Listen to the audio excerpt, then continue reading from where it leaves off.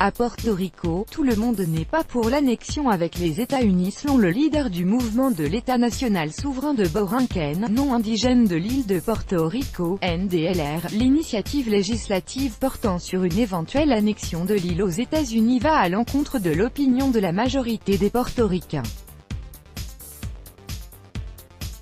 Le leader du mouvement de l'État national souverain de Borinquen, Ramon Enadish, s'est montré très critique envers l'annexion possible de l'île antillaise avec les États-Unis.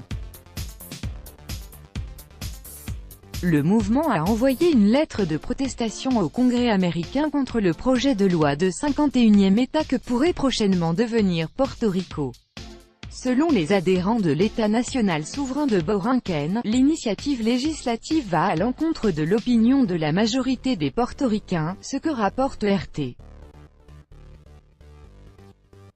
Comme l'a démontré le référendum sur le statut de Porto Rico en 2012, seuls 44% de sa population voudrait rejoindre les États-Unis. En 2017, en raison du boycott de l'opposition lors d'un référendum similaire, seuls 22% des électeurs avaient pu participer, indique le message. La lettre de l'organisation dénote également le fait que les résultats des deux référendums aient probablement été truqués en faveur d'une adhésion aux États-Unis.